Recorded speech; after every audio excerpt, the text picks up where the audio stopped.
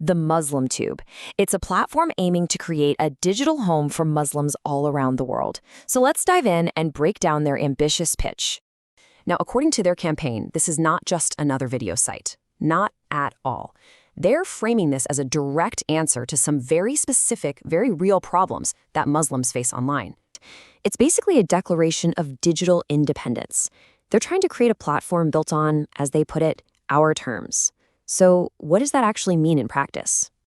Well, the core vision is to build what the campaign calls a sovereign digital space for the Ummah, the global community of Muslims. The goal is to create this self-contained ecosystem where the community is in control of the narrative, and the platform itself is built to serve its users directly. And a huge part of their model is all about how the money flows. As you can see here, the idea is to create a direct pipeline from the content people watch to actual community support. But this whole financial model is built on creating a specific kind of platform, one where they're promising that Muslim creators can speak their minds without fear of censorship, and families can find content that's guaranteed to be safe and halal. Okay, so to really get what they're trying to build, we first have to understand the problems they're trying to fix. The campaign lays out 3 major challenges that it claims Muslim creators and their families are dealing with right now on mainstream video platforms. First up, censorship. The campaign is saying that creators are often shadow banned, where their content is hidden, or they get demonetized, which means they lose the ability to earn any money from their videos.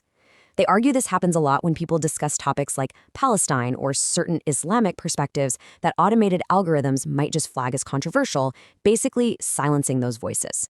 The second problem they're tackling is a big one for parents. The source claims that the recommendation algorithms on the big platforms can lead kids down some really dangerous paths.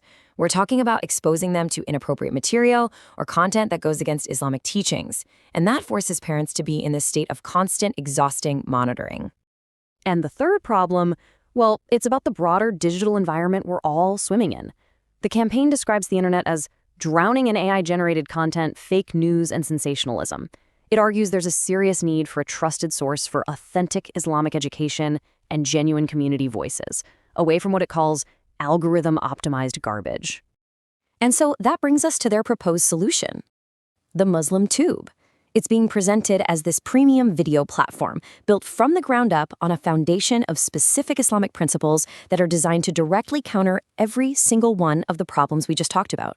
So how's it going to work? Well, the platform is built on 5 core principles. First off, free speech, but, and this is key, specifically within Islamic values.